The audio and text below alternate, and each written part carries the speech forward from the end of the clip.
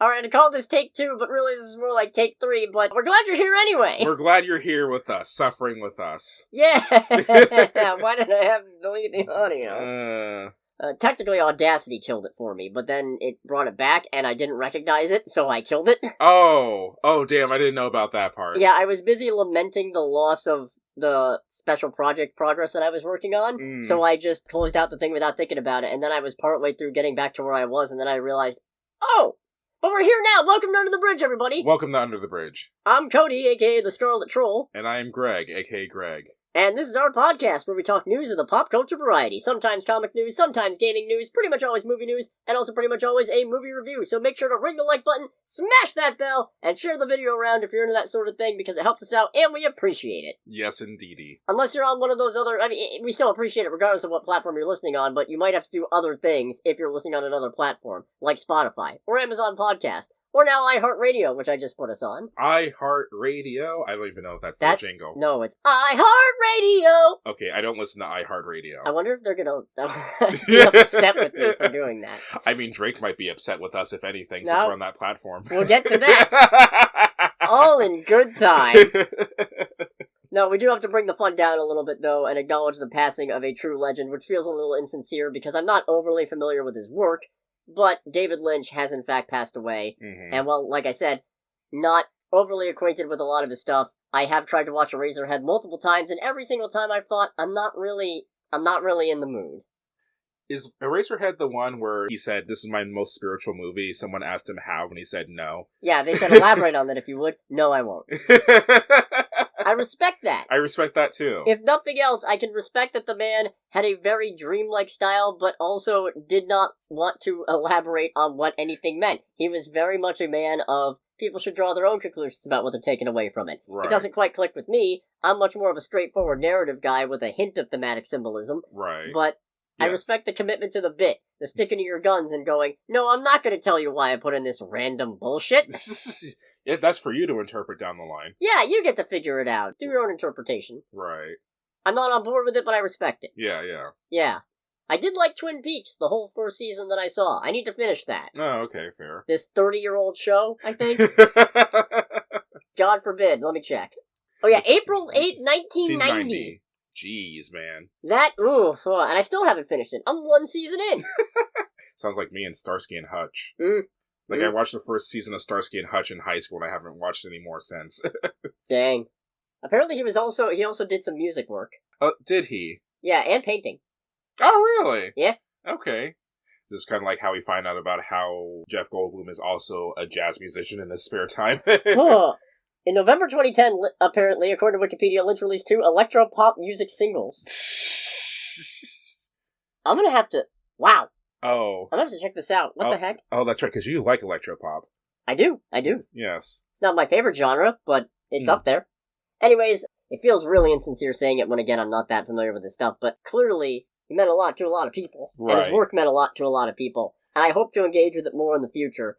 Honestly, let me know in the comments, am I starting off on the wrong David Lynch film by trying to start with Eraserhead? And if so, what should I be watching?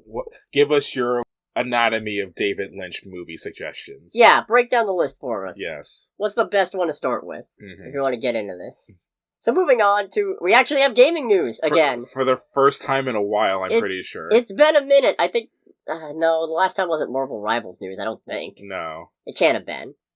It might have been, honestly, knowing us. Anyway, Switch 2, baby!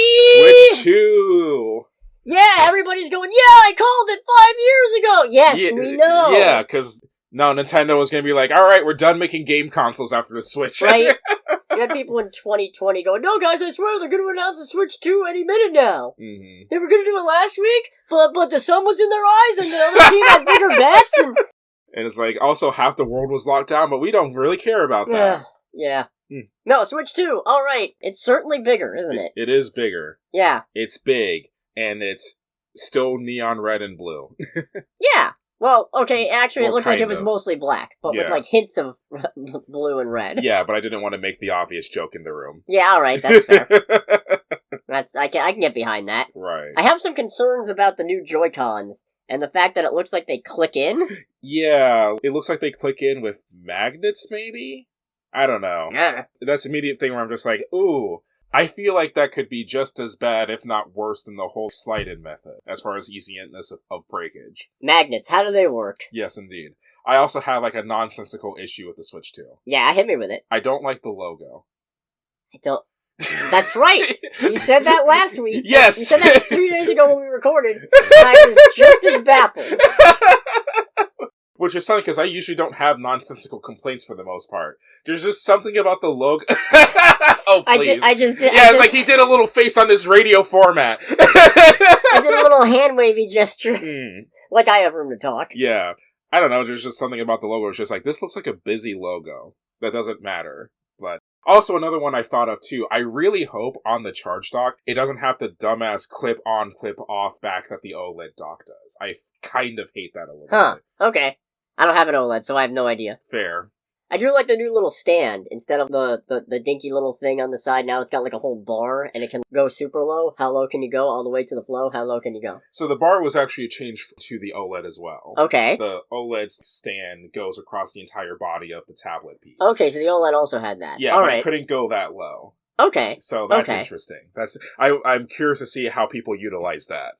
Cool. Also, apparently we're getting 24-person Mario Kart, which means I have 23 people to be angry at. I am terrified of that aspect. Oh. We got teasers of like a couple different games, and Mario Kart was one of them, and I'm like, wait, that's a 24-car grid. Oh, fuck that.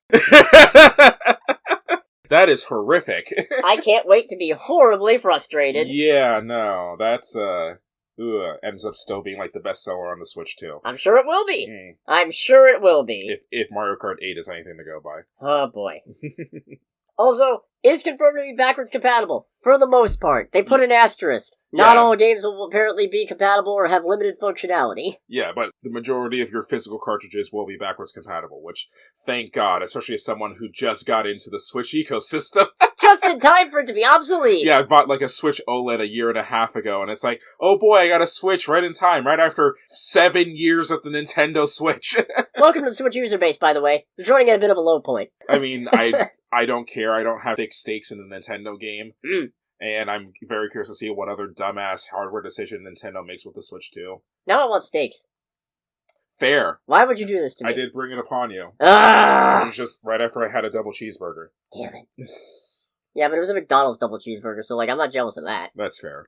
Anyways, I think it's time to move on to our newest segment. I'm very pleased. He's very pleased and proud of the jingle for this. I'm proud of the jingle. I'm But also upset that we need to do this. I'm upset that this is apparently going to be a recurring segment, and I was correct when I called it. I'm happy, and by happy I mean very sad, to announce the glorious return just 1 week after its debut of Don't Be a Creep. Don't be a creep.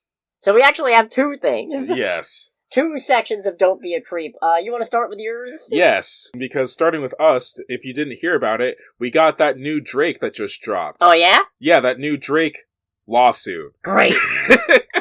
So Drake has filed a lawsuit against his record label, Universal Musical Group, or UMG, for basically conspiring to make Not Like Us, the diss track made by Kendrick Lamar that calls Drake a pedophile, conspiring to make it the global phenomenon that it has become. I just realized a huge missed opportunity, I think. Isn't Drake the one who did the Another One meme? No, that's DJ Khaled. Shit! But that would be really funny. I have exposed myself as a know-nothing! Yeah, what, Cody? You're not a big hip-hop fan? Oh, I never would have frickin' guessed. I like Eminem, alright? I mean, Eminem is good. So, the long and short of this, to keep things relatively concise, is that Drake is suing his record label, UMG, for working to make Not Like Us, Kendrick Lamar's diss track against Drake, more popular on Spotify, YouTube, basically the whole social media musical landscape. A particular point about it is that they did this by basically removing all of the normal copyright things that would come with songs when they're published online, which means that anyone can basically download Not Like Us and post it anywhere or use it in some kind of piece without getting in trouble. Because normally, if you post a copyrighted song on YouTube and you're not the artist... I think I just found our intro. Oh, no. Who's gonna stop me? Yeah. Ooh, that's terrifying. I just realized But yeah, you can basically post it without instance of getting, like, a copyright strike for the most part. There's a really good, like, animated video on YouTube of a little animated Kendrick Lamar and Knuckles just punching the shit out of Drake. Which I'll show that to you after we're done with this. But yeah, so Drake is suing for this. And the whole reason this really got started is because in the song, Kendrick Lamar alleges that Drake is a pedophile. And one of the bits that kind of made the rounds across the internet is footage of Drake being very touchy-feely with various fans, including at least one instance of an underage fan on stage at his concerts. Like, actually, like, hugging and giving them kisses and shit. And it's one of those things where I'm just like, dog! If the kid's shoe fits. Yes. Now, some people will be going, wait, but didn't Drake just sue UMG or Kendrick Lamar or something? Yeah, he did. Those lawsuits got dropped. This is a new lawsuit that came up 3 days ago. So, if you're wondering who lost the feud, I think good chances that it's Drake, because there have literally been gunfights over hip-hop beef. No one has ever had a beef with another artist and then sent, oh, I'm gonna sue your ass. Really, I like that Drake has decided to resort to settling things the most street way possible. Through the U.S. legal system! Yeah. That's as gangsta as it gets! Yeah, it's such a bitch-ass move. I've got the cease and desist and I'm holding it sideways. Yes. Oh, fuck. Now, one of the things about this, because I don't know if this is with this lawsuit or with the previous lawsuit, but apparently what was being talked about, this might have been the previous lawsuit. Drake was alleging that basically Kendrick Lamar was lying in Not Like Us, and that he was bringing legal attention to it. And one of the things that came with that is that, okay, in order for us to legally prove that Kendrick Lamar is lying and having him held legally responsible for making this song, we do have to do an investigation to make sure that he's actually lying, which means we also need to look into your background. So part of me thinks that's kind of funny that it got settled. Only to come right back with, yeah, they're trying to make it even more popular. Yeah. I mean, to be real, Not Like Us was the song of the year. I want to say it was one of the most, if not the most streamed song of last year. It literally has 1 billion streams on Spotify. I checked that this morning, and the song is only like 4 or 5 months old. To give an idea of how big this song was, Kendrick Lamar did a pop-up concert in South Central Los Angeles on Juneteenth. He performed Not Like Us, I want to say at least 5 times. And on top of that, he had it where everyone in South Central Los Angeles was at this pop-up concert, including Crips and Bloods. And they were on stage dancing and singing together while Kendrick is performing Not Like Us. So Kendrick Lamar just solved street crime in South Central by calling Drake a pedophile. Oh, he gave everybody a month. I can't use it as our new thing. Oh, dang it. That's unfortunate. It was worth looking into, though. It was I'm glad you looked into it before making that the intro. No, that is great, though. The idea that you can settle gang violence by calling Drake a pedophile. Allegedly. But, like, no, this song is the song of the year. Kendrick Lamar is also performing at the Super Bowl this year. That song might have to watch the Super Bowl! Oh, I'm absolutely watching the halftime show. Damn it! Like, I always try to watch the halftime show, but I am not missing this year's halftime show. That's outstanding. Yes. So, on the other side of Don't Be a Creep, this I probably should have mentioned a while ago, because there's an ongoing lawsuit going on related to Blake Lively, star of the 2024 movie It Ends With Us. Yes. Accused the film's director, Justin Baldoni, of sexual harassment and also fat shaming. And oh boy. Yeah. Baldoni is on the legal warpath now. Oh boy, there's lawsuits going. I probably should have started reporting on this when he got the New York Times to pull down their article that was just reporting what the accusations like literally were. The New York Times, like, we're just talking about what happened, pull it down. yeah, because that's a real small dick energy move. Yeah, just a little bit. But the reason I bring it up now is because it's officially entered my sphere of influence. Oh boy. Which is comic book movies. And you may be wondering, Fucking how? Well, funny story there. Blake Lively is married to Ryan Reynolds, best known in that sphere as the actor for playing Green Lantern, but... Ryan Reynolds just listening to this like, you fucking bitch. If Ryan Reynolds is listening to this, I will give you $20. Oh my god. Ryan Reynolds, please comment. Yes, Ryan Reynolds, please make this man give me $20. Maybe share the video around, too. Yeah. Wink, wink. But, no, so the reason why this has entered my sphere of knowledge is that, as part of the lawsuit, Baldoni's legal team is demanding that Disney and Marvel hold on to all concept art and documents relating to the character of Nicepool, because they are under the impression that this character was written, and other lines such as, for the love of God, where is the intimacy coordinator, are shots against Justin Baldoni. For example... I feel like that's him telling on himself at that point. Yeah, right? Like, if you're offended by that, maybe stop, maybe take a step back. Reflect a little bit. Reflect on yourself. Yes. Because Nicepool's an asshole. He's an asshole just like everybody. Nicepool's an asshole. Like every other Deadpool, he's an asshole. He's just he's a faux nice guy. With a weird dog. Yeah, with a weird dog. The ugliest damn dog in Britain, actually. I love Mary Poppins. Right. Apropos of nothing, I think I've said this on the podcast before. I remember looking up the breed of that dog, and the Wikipedia page for that dog breed has Dogpool on it. Nice. As, like, the representative. I forget the dog's actual name. I'm just gonna keep calling her Mary Poppins. Yes. But part of the reason why he apparently thinks it's a shot at him is because there's a bit where Nicepool is talking about Laneypool and says she's just had her third kid, but you never know by looking at her. And Deadpool goes, Oof. I don't think you're supposed to say that. It's okay. I identify as a feminist. Which, apparently, Justin Baldoni was touting his feminist/ally credentials all throughout the marketing of It Ends With Us, which is presumably part of why Blake Lively went, actually. Allegedly. So once again, the man is telling on himself. It's one of those, if you think that's about you... Reflect. Sit down. Maybe ask yourself why. Just sit down and be like, are we the bad guys? Yeah. And who knows? Maybe this is going nowhere. Maybe all these accusations are made up. Maybe Drake's not actually a pedophile. That's not what this is about. The whole reason is not to drag people through the mud, except maybe Drake, but... At least in my case. And probably Justin Baldoni, although who can say allegedly? Allegedly is the key part of all of this. Allegedly. To be determined. Yes. Probably in court, we'll see. Yes. But the whole point of this is just to emphasize the kind of things that it's real easy to not do. Yeah. It's real easy. It's really easy to not be an asshole. Yeah. Or it's real easy to not be a creep. Da-da-da-da. Hence the segment. Anyways, I got some Supergirl casting news. Transitioning. I know how to do it.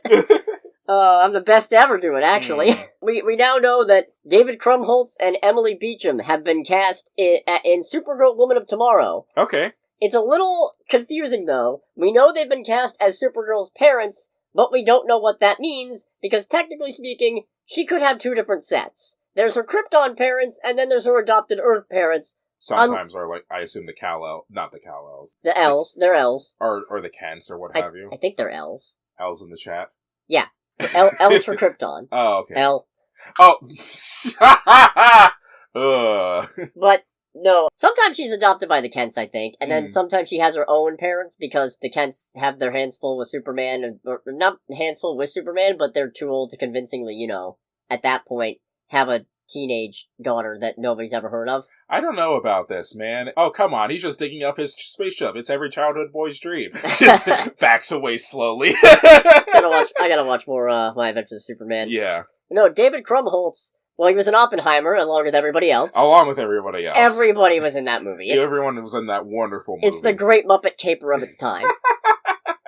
But he was also Bernard in the Santa Claus movies. Oh, no kidding. Yeah, the best elf. Yes, the best elf. The one who had no time for anybody's nonsense. Yeah. It's just the single most important detail in the history of Christmas. But we didn't tell you about it until like 3 years in. Yes. And Emily Beecham, the main thing I recognize her from is she was Corella's adopted mom in Cruella. So was she the one that got drop kicked? She got drop kicked off a cliff by a Dalmatian.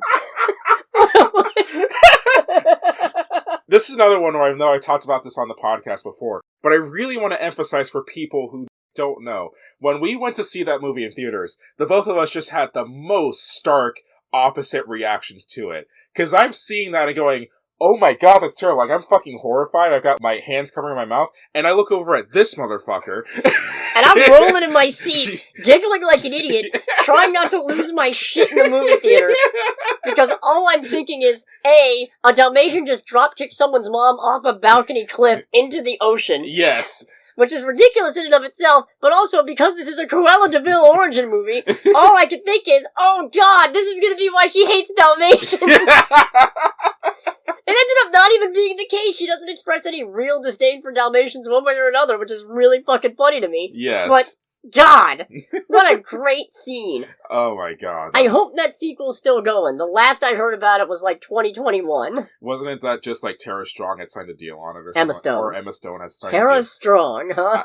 For whatever reason, even though I know they look nothing alike and kind of sound nothing alike, my brain interchanges those two. No, they sound nothing alike. Yeah. But I think it's just because of how many young people, comic, whatever things they've been in individually. I guess, yeah. Yeah, my brain just kind of intertwines them. The only comic thing that Emma Stone's been in is Amazing Spider-Man, I think. Because when she lent her voice to, like, various things in the past, too. I don't think so? No.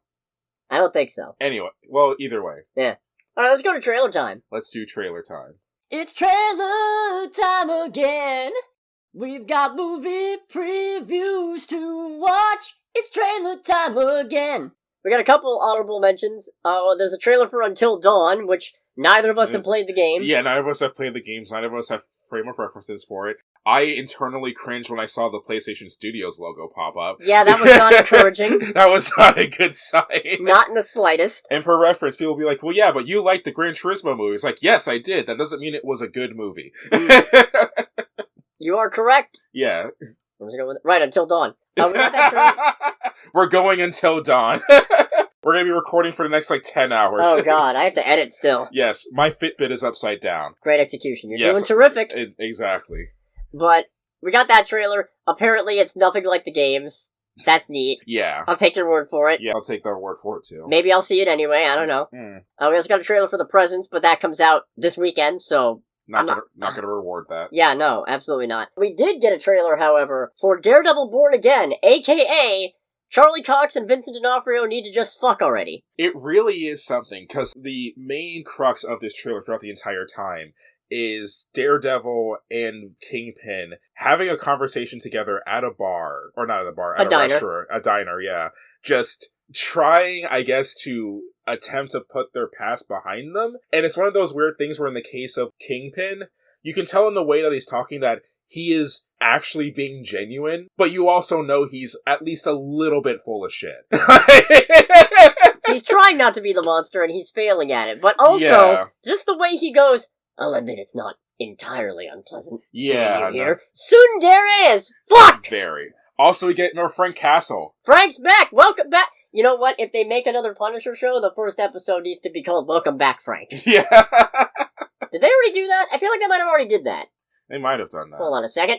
No episode has been called Welcome Back, Frank yet. We know what to do. Is that a comic reference? It's a story arc, yeah. Oh, okay. So that's cool. We also got our first looks at Muse, who is the apparent villain of the piece. Main villain, at least. Bullseye is back, which is always great. And we have a guy making tiger noises. That's White Tiger. I will not elaborate. I don't know that much. That's why I can't elaborate. Fair. I'm sure I'll find out in time for Poorly Explained Comics. Which I totally don't just pull all the information out of my ass the week before. There's a reason I call it Poorly Explained. Yeah, it's in the fucking title. I'm cushioning myself against blame preemptively. Don't at me, or do. I could use the engagement. Yes. Daredevil Born Again. That looks good. Yeah, it does look interesting. It looks like a good time. Even if Wilson and Matt need to now kiss. Yeah, there was a little bit of that energy going on. It's like, okay, you guys are into each other at least a little. Can you feel the hate tonight? Yeah. And then we also got a trailer for The Woman in the Yard. Creepy. Yeah, creepy. It's uncomfortable. Don't know what the hell's going on. Me neither. Spooky. Yes. I'm looking forward to it, though. Mm-hmm. I probably could have put that in honorable mentions. I think we did that last week, and then I forgot about it. Probably. We did this exact same bit. And I keep saying last week, it was 2 days ago. Right. Where is my sense of time? Anyways. We also also got a trailer for the monkey. This movie looks fucking stupid. It does, and I'm here for it. Just this possessed toy monkey that every time it beats on its drum, something bad happens. It's a harbinger of doom and chaos. Yeah. It's one of those weird ones where the trailer intros with something where this guy opens the door to, like, his childhood home, and then the monkey, he knows the monkey's there, and he's trying to stop, I think, a landlady or a realtor from going in. He's like, no. Monkey hits the drum, shotgun goes off and kills this woman. I was like, alright, you have my attention. And then, like, halfway through the trailer, the monkey does his beat on the drum, and they're at, like, an antique shop, and then it's not explicitly shown in the trailer, but it's very heavily implied that a guy gets a javelin skewered through his head. And I'm just like, this is fucking stupid. Also, the acting is very, Camp, yes. Yeah. Just a bit with the guy's brother calling, hello, brother. You remember that monkey that likes killing our family? Well, it's back. Okay. Alright then. That's great. Cool. Electrocute someone in a pool. Mm-hmm. Boy, howdy now. Night Swim wishes it was this metal. Probably. Mm. That movie was not very metal. Right. It was a little washed up, one might say. Oh, okay. I'm proud of that one. Sure. I'm very proud of that one. Sure. Alright, let's go to box office. Let's do the box office. Neither of us saw the highest grossing movie this weekend. Hell yeah. It was We're so good at this. It was Mufasa. I'm not getting into it. Well, yeah, no, we're not gonna go see Mufasa. It was barely Mufasa, apparently, but it was Mufasa, so, yeah, thanks a lot, everybody. Great. Now we're gonna have to watch, I don't know, fucking Mufasa's dad prequel. Oh, that would be something. That would actually be an original movie. It's lions all the way down, man. I ain't lying. Okay. No, but the movie we both saw, One of Them Days, took second place at $11.6 million domestically this weekend. It's sitting at $14.2 million domestically. No worldwide info yet, as far as I can tell. But it gets a $14 million budget, so... Oh, not bad. Hopefully the marketing budget isn't that big, and that means it doesn't have that far to go to make money. Yeah. The movie I saw by myself, Wolfman, third place, $10.9 million domestic total as far as I can tell, sitting at $12.5 million domestically and $17.3 million worldwide against a $25 million budget, so that's not making any money back yet. It might not. Right. Which is kind of a shame, because hopefully this time I can do a little bit of a review without giving the whole movie away. This time. Unlike 2 days ago. I remembered! Yeah. I remembered the fucking shot. Yeah! This is not a bad movie. It's not The Invisible Man. No, which is funny since so much of marketing was like from the director of The Invisible Man. Because it's the same director. Yeah. And that's where I think drawing comparisons is valid. It's valid to say this is not as good a movie of The Invisible Man, especially because it's another classic horror monster movie remake. So it's a fair direct comparison to make. Right. And the thing is, I'm going to go on a little bit of a tangent here first. In defiance of studio executives, I maintain the best movies are about things. Yeah. At least the best... They're about concepts. Yeah, the best unironic movies. You could still have a good movie that's about nothing, but usually it's an ironic shitpost of a thing. Not always, but a lot of the time. Like Not Another Church Movie. Yeah. No, that was about something. That was about lambasting Tyler Perry. Yeah, that was about making fun of Tyler Perry. And Oprah Winfrey, yes. Yeah, wasn't very good at it, but... Anyways, the best movies are about things. They have messages. They have themes. They have underlying symbolism. They have intelligence je ne sais quoi. They're meant to elaborate something about the human condition, or reach us about some kind of disconnect we may be experiencing from that condition. And that's good. And I feel like with horror movies, for me at least, it's a little bit easier to grok onto that, because the thing you have to... To grok onto that? Yeah. You have to... I guess you don't grok onto things, you just No, I'm just things. saying, I've never heard that word before. You never heard of grok? No. That sounds like the name of, like, a Dragon Ball supervillain. Okay. The Crocodile Grok. The Crocodile Grocky. The Crocodile Rock. The Crocodile Rock. I'm Dwayne the Crocodile Johnson. Dwayne the Grok Johnson. Oh, what a travesty Red One was. Still need to see that. There's still ads for it at our local theater. There is! It's baffling! It's amazing. I guess I shouldn't call it a travesty. It wasn't that bad. It was just existent. Right. Anyways, where was I? Right. Horror movies. Horror movies are kind of easier for me to vibe the meaning of, because the thing that good horror movies have in common is when you think about it, it boils down to, what are you actually supposed to be afraid of here? Yes, on the surface, you are afraid of a knife-wielding maniac busting into your house and killing you. Yes. But what does the knife-wielding maniac represent? Is it a feeling of powerlessness? Is it an insecurity? Is it that you feel like you're not able to keep yourself and your loved ones safe? Probably, that's it. Okay, thanks for joining my therapy session, that'll be $200. For this hour. We don't take insurance. At the very least, we don't take your insurance.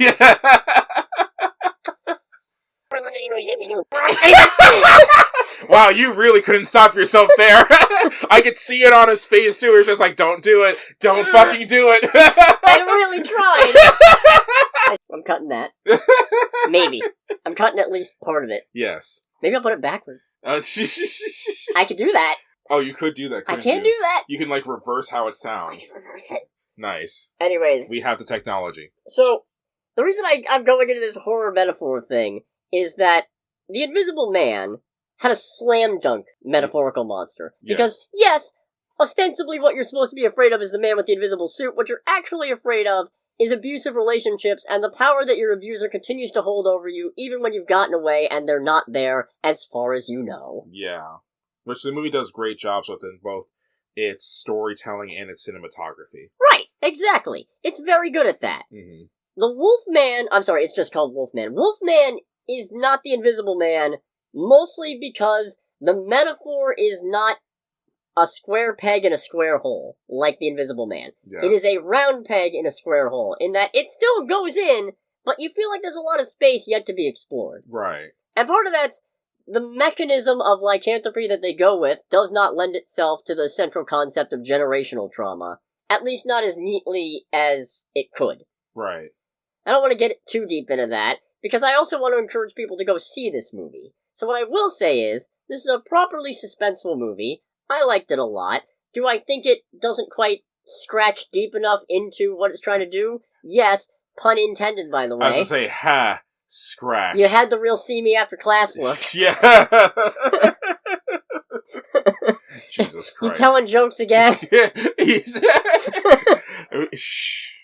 But I genuinely think this is a better movie than a lot of people are giving it credit for. Sure, it's a little clumsy in places, but I think a lot of that's because we were expecting another The Invisible Man, and it's okay that it's not that. Right. Because it's also not just another retread. It's going in a different direction, it's trying to tackle a different subject. It doesn't have the most deft hand at it, but it is still pretty dang suspenseful.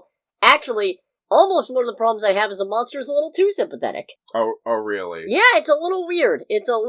Mm. I'd say that's maybe one of the bigger weaknesses, is for a movie where it's clear that the idea is generational trauma, and what we take away from that, and what we let that do to us, and how we approach our kids, they really don't give the main character, Christopher Abbott's Blake Lovell, enough to do outside of being a wolfman that establishes him as having many problems. Mm.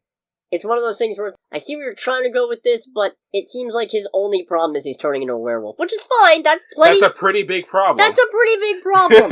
But you're also trying to use his werewolfism in the context of this other stuff that he was supposed to take from his dad, and I'm not seeing enough of that. I'm not seeing enough of the human monster. There's not enough of the man, there's too much of the wolf, especially because there's not enough wolf in the design. I'm fine with the design. I know that's been another point of contention, and I wasn't too pleased when I saw it out of context in the images for the Epic Universe, Dark Universe attraction. Right. But in the context of the movie, I feel like this works because the Wolfman is less of a horrifying creature and more of a sick person. Hmm. So, yeah, you know what? I'll take it. Yeah. I'm fine with it. It's not the worst thing I've ever seen. Yeah. Which I feel like I'm damning this with faint praise, but do I move this on the this isn't an ordered tier list. I'm not figuring out where it's on the This Is Decent tier. I'm not figuring out where on the This Is Decent tier. That's not what this is about. Yes. I stopped doing numbered lists for a fucking reason. After a year and a half of trying. I will say I'm pleasantly surprised. I have seen 4 movies in theaters so far this year, and so far they have all been at least entertaining. Yeah, I was gonna say, it's like, I've only seen 2, one of which I've actually liked, one of which I left being dazed from.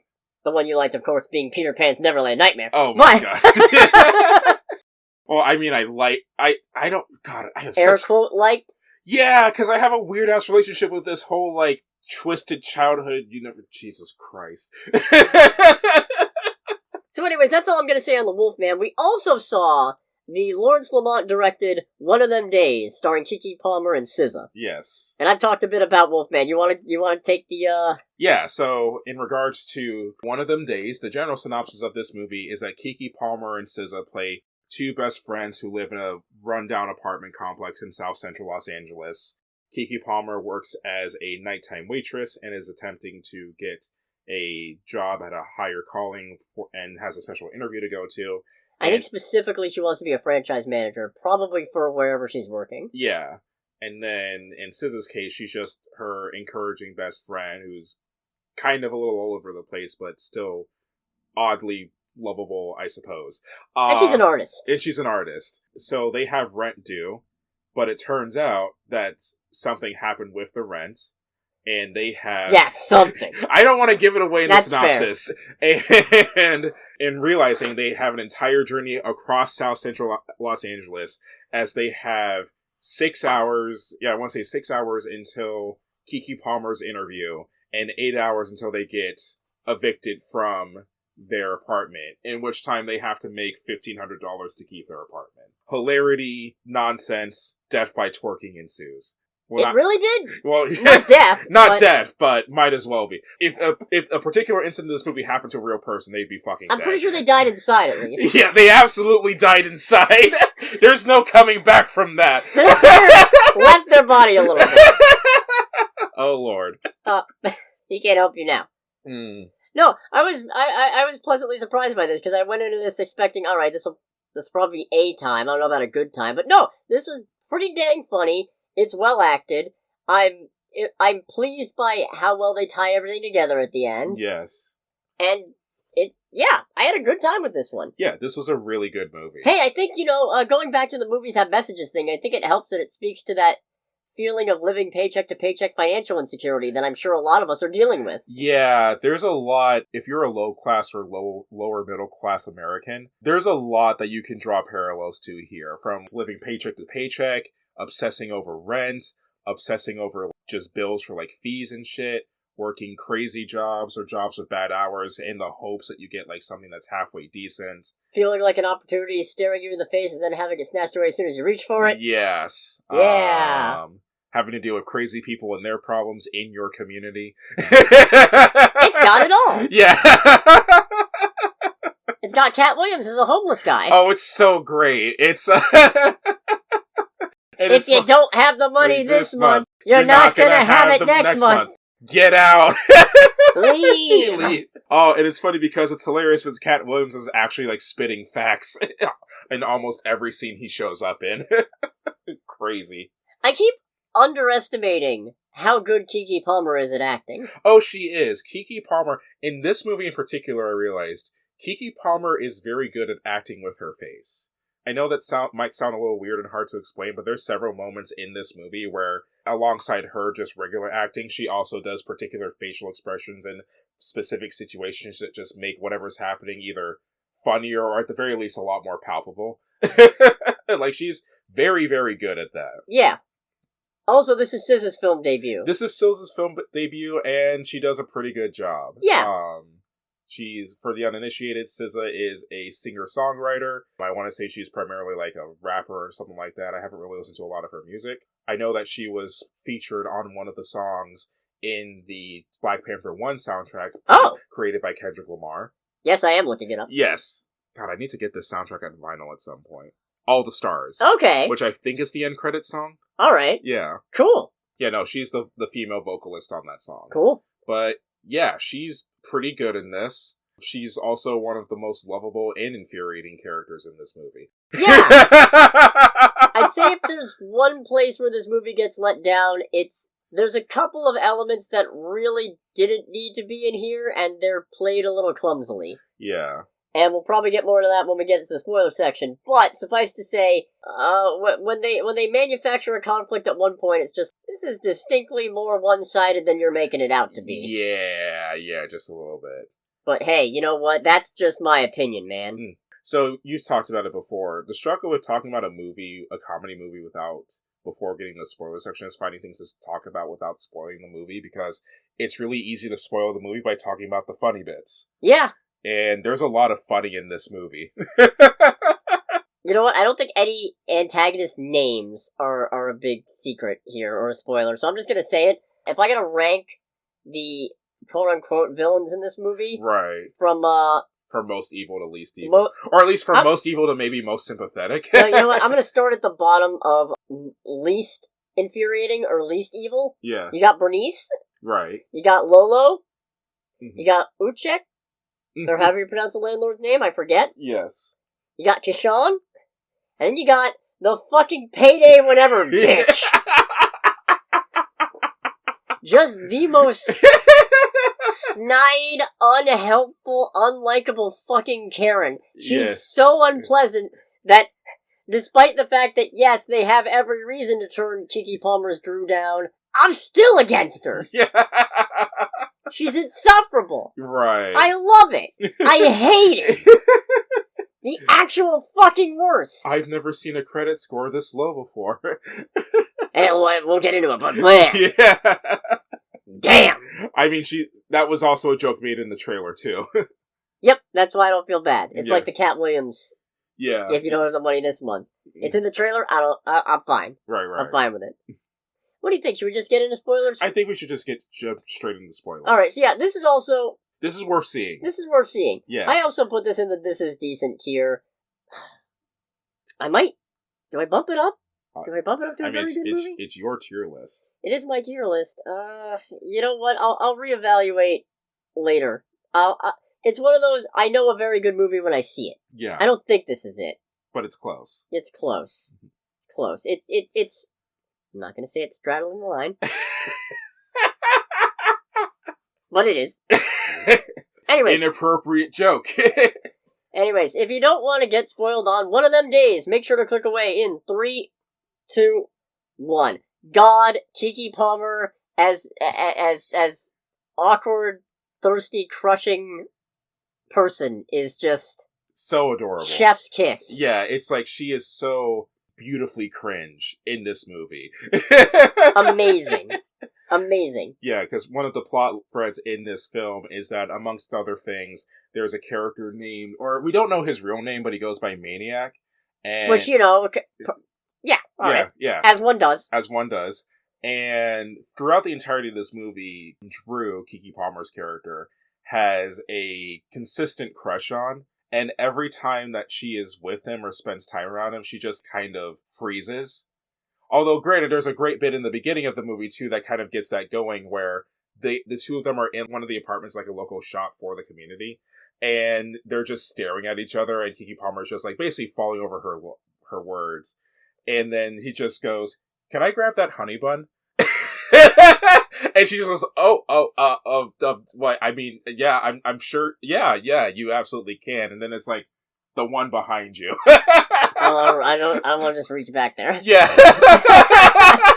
And she's just like basically melting at the spot, and it's so great. It was amazing. Really funny. Yes.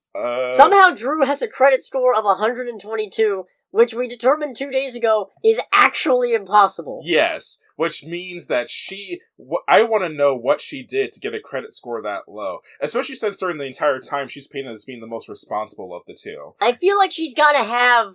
she's gotta have at least multiple, outstanding things going on for her credit score to be that bad. I feel like somehow she's taken on somebody else's bad credit. Probably. I mean, I know the joke is it's literally impossible and we shouldn't be trying to game it out, but you gotta fucking know! It's so, in the essence of... Again, one of the things about this movie is that it has a lot of things that if you're a regular working adult in, low class or lower middle class, there's a lot of things that you will draw, immediate attention to. When as someone who regularly checks their credit, because I've been spending the last couple of years, building my credit up. We'll check it later. Yeah. As soon as her 122 credit score popped up, I personally I almost jumped on my seat and went, fucking how? It's even better because I don't remember if they say it. Yeah. But it's visible on the monitor. Yeah. In a background shot, and it's like, fucking what? Yeah. Does that say? Oh, God! What are you doing? Yeah, it's like, holy shit, dude. That spoke to me on a very personal level. So, SZA's character. SZA does a decent job in this movie. Her character kinda sucks. Yeah, SZA's character, Alyssa's whole thing is basically just being this great friend that, like, will absolutely hype you up. Supportive friend. Supportive friend that'll hype you up, but almost everything that happens in this movie is her fault. Yeah. So, naturally, there's a plot-mandated friendship failure partway through this movie. It takes a while to get to it, too. Yeah, and I was kind of sitting there like, oh, wow, it's taking a while. Are we not gonna... This would have happened by now. Is it not gonna happen? And then it happens Checking your upside-down Fitbit? Yeah, I'm checking my upside-down Fitbit for emphasis with a visual effect on this radio format show. Great! But it's like, wow, we haven't had the mandated tropey conflict. Maybe this movie won't have that. And, oh, nope, here we go. And it gets all the more disappointing for it, especially when they try to present it as... Alyssa starts talking about, oh yeah, I mean, you had all these plans, and where did they get you? You're still here anyway. And it's like, well, yeah, partly because of you. Yeah, so, because for the uninitiated, the whole reason this journey across South Central LA happens is because Alyssa has Keyshawn, her homeless boyfriend. Why you gotta say he's homeless? Have you been to his home? God, that was a good line. That was a good joke. But they all live together in the same apartment complex. And at one point, what is his name? Uchabe? Uche, the landlord, comes pounding on their door saying, I haven't gotten the rent. Keke Palmer's like, no, we gave you the rent. It's like, if I don't have the rent by 6, you guys are out of here. And Keke Palmer asks Alyssa about it and goes like, oh yeah, I gave it to Keyshawn. And Drew just turns around and is like, what? You did not. And like, you can tell from scene 1 where this guy shows up, no, you don't give him money for anything. Yeah. This is an irresponsible fucking man-child. Yeah. This is a fucking... If he's not an irresponsible man-child, he's a con artist in human skin. And, God, just, like, he should be selling fucking snake oil bitcoins or something. Jesus. And they track him down, and it turns out, yeah, he actually invested it in fucking t-shirts. What a fucking asshole. Yeah. So the whole reason they get in this situation is because Alyssa trusts her fucking deadbeat goddamn boyfriend with their fucking money, which... No. And then... Once they manage to re-raise the money, because by this point they've got Keyshawn and the person he's cheating on Alyssa with, Big booty bully bitch Bernice. I think it's her full title. I think that's her full title in this movie. She's pretty great. She is oddly sympathetic. She's pretty real. I understand why you're doing what you're doing. Yeah, like, you're still an asshole. You're an asshole and you're out of line, but I get the hustle. I understand. Because they did break into your apartment and knock over your snake tank. Yes. I assume it was your snake tank. Yeah. Otherwise, I mean, you think it was Keyshawn's snake? Nah, probably not. He does seem deathly afraid of it. Yes. So, I get that. And so they're driving around town looking for Drew and Alyssa the whole time, running over the biscuit burglar in the meantime. There's a whole bit where, for a little bit extra, they go, in an efforts to raise money, they go to a blood bank to donate blood, Drew specifically. It goes horribly wrong, and without giving too much away, they basically... Why? It's a spoiler section. I don't know. It's a thing of, like, they go to the blood bank, it goes horribly wrong, half the blood bank gets covered in blood, and the woman who runs the blood bank just comes up to me and goes, like, do we still get money? It's like, no, all the blood's not here, you don't get any money. But you still get these apple pie vouchers from Church's Chicken. Yes, and they go to Church's Chicken, order the apple pies. Actually get them exchanged for chicken biscuits instead. Yeah, and then a dude just comes bolting out and steals their food, and the guy working at the church is like, oh man, it's the biscuit bandit, or biscuit burglar, whichever. He be doing that shit. I think the worker actually says, like, he's gonna get smoked one day. And then Bernice and Keyshawn show up to get food too. And Much later, once they're already gone. Yes, and then the biscuit burglar strikes again, and Bernice, if I'm being completely honest, justifiably revs her car up and runs him the fuck over. Yeah, if you steal people's food from the drive-thru, you better be prepared for a car to hit your ass. Yeah. If I'm getting a fucking steak, egg, and cheese bagel from McDonald's in the morning and you take that shit from me, you better believe I'm running your ass down! I don't have a problem. You're the one that has a problem. Yeah, it's that you don't have a steak, egg, and cheese bagel. Anyways. I feel like that could be a McDonald's commercial, just that whole bit just now. Please sponsor us. Did I tell you about an idea I had about a PetSmart commercial? You remember the Filthy Frank song Balls? Yes. Okay, I was I can already see where this is going. It's like, you magnificent son of a bitch. It was like, I think it was a dream I had while I was sleeping, and it's just a thing of the song starts playing, and then there's just dogs in a room, and balls start dropping. And the dogs are freaking out, and then it just gets a bit where it's like, balls. There's so many balls dropping, and all these dogs are having the time of their life. And then there's a thing at the end, it's like, buy 2, get 1 free ball toys from PetSmart. I love it. That's amazing. Where do we go with it? Right, Biscuit Band. The Biscuit Burglar. Well, we covered the Biscuit Burglar. We covered the Biscuit Burglar. Why are we the Biscuit Burglar? I don't know, talking about their travel through, like, South Central LA, getting chicken, going to the blood bank. Right. Right before the shoe scene. Oh, the shoe scene, right. Take heed! Take heed! Oh, heed yes! was not taken! No! Once again, Cat Williams as Lucky, just this random homeless dude, is, like, the best part of this movie, especially at the payday place, because, again, realest motherfucker there. We got you, and we'll get you. Lucky's just like, again, like you said, it's like, if you don't have the money this month, you're not gonna have the money next month. There are a couple other things that he's talked about, and it's just like, yeah, no, he's fucking right. This is how these places fucking work. Yeah. No, he just continues to be the voice of reason throughout the whole thing. Yeah. Because Alyssa's climbing up on a fucking power pole to get a pair of fucking Jordans. Yeah. Which ends up instigating another conflict, because it turns out those Jordans belong to, crazy thug King Lolo. Yeah. Who, what, did he kill the guy for looking at him? I think so. Yeah. Yeah, it's like, You mean looking at him wrong? No. Just looking at him. That was pretty good. That was very good. So she's climbing up the thing, like, trying to get them down with a stick, and he's just going, "This is a bad idea, you are gonna die. I have seen people die on these. Take heed.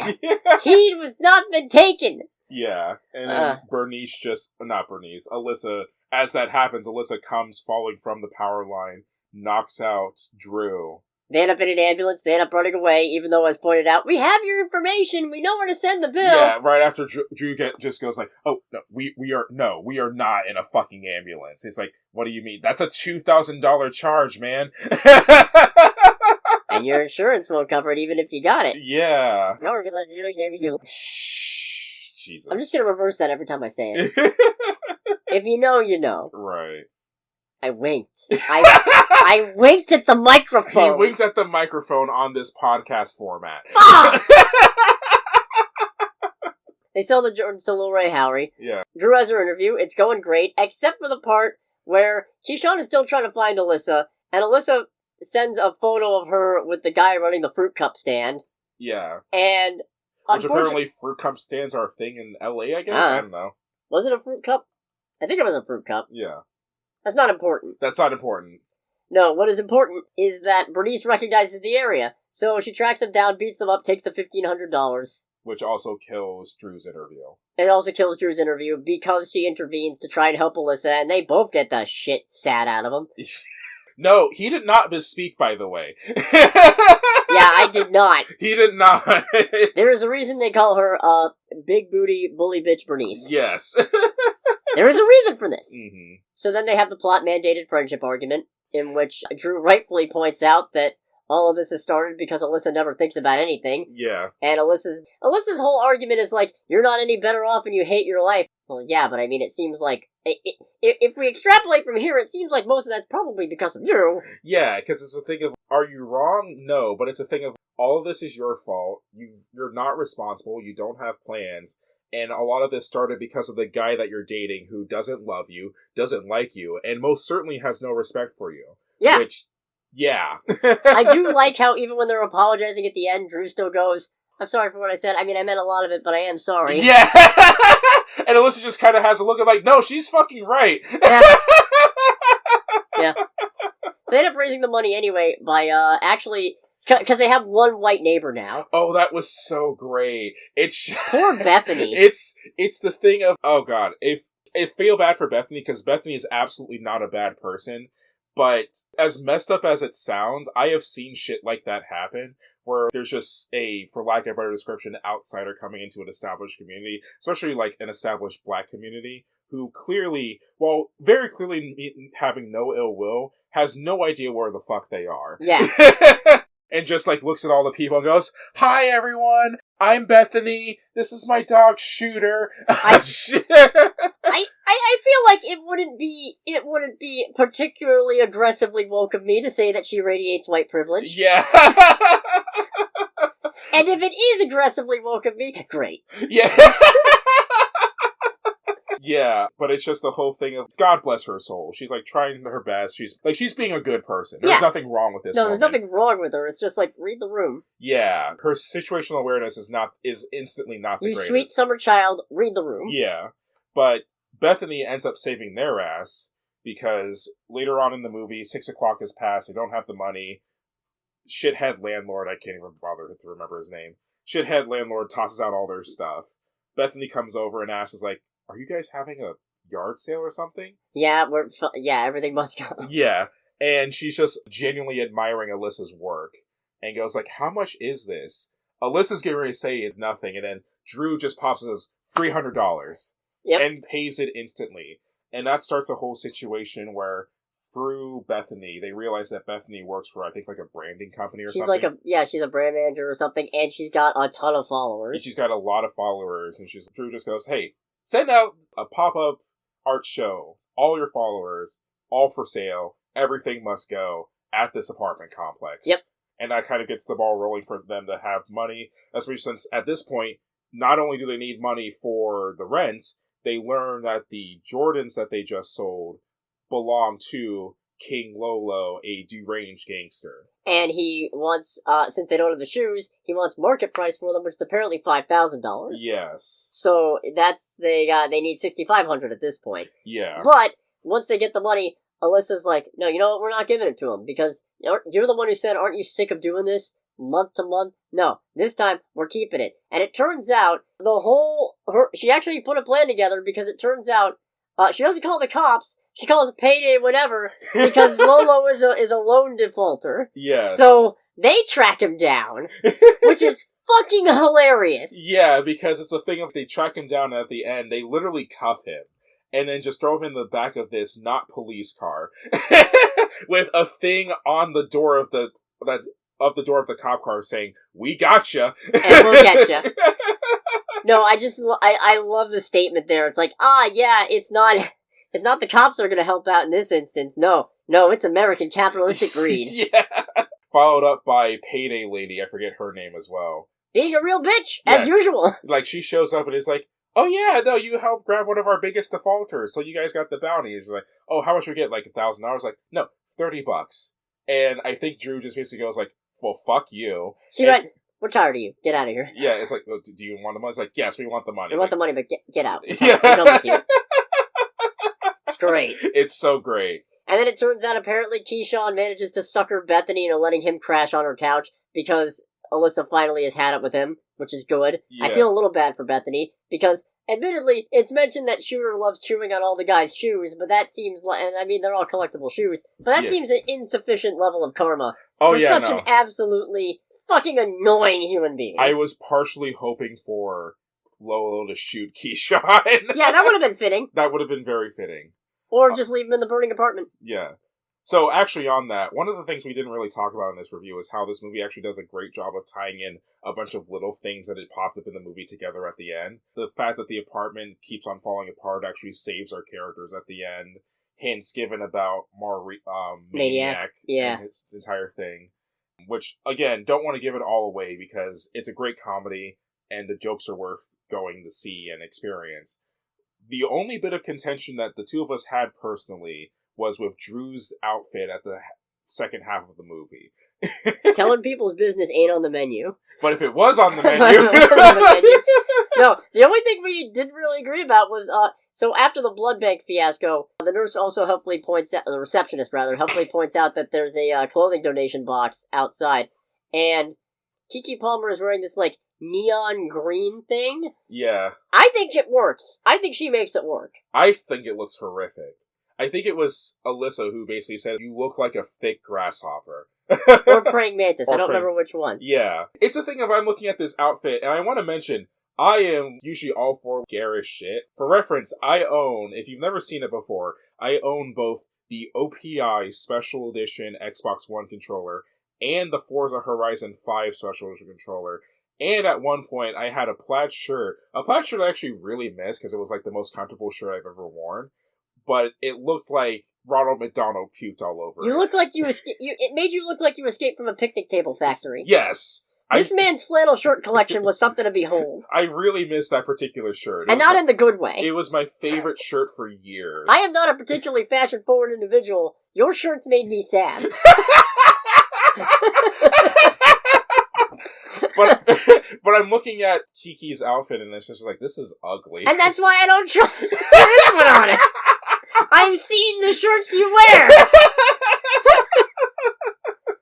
You know what? Near the end of the movie, there's a quote that I think really helps sum up this whole thing. Mm-hmm. It's ghetto, but it's got a runway quality to it. Yeah. That's a good summation of this movie, That's I a good think. summation of this movie, 100%. 122 credit score. Ridiculous. 122% credit score. Amazing. So I think that about wraps us up. Yes. Alright. In that case, thanks so much for listening, everybody. I already did the thing, so I don't need to do the thing again. Next week, I don't have to see Flight Risk! Yay! I get to watch Presents instead! Yay! I'm pretty sure there's showtimes for this. I hope so! I don't want to have to watch Flight Risk. I heard Mark Wahlberg's accent, and it fills me with angry. He doesn't want to break the streak this early in the year. I'm doing pretty good for January. Yeah. January's usually full of garbage. Last year had Night Swim. Last year had The Beekeeper. Oh, that's right. And then this year is going to have Beekeeper at home. Or Beekeeper on an oil rig, basically. We already talked about Working Man. Construction site. Construction site. But regardless of what movies we end up seeing or what movies end up being good, this has been Under the Bridge with Cody, aka the Starlet Troll. And with Greg, aka Greg. And we'll catch you all next week. And this time we won't lose the audio No, file. I'm saving it right away. The second it's done. Right. Bye, everybody. Bye.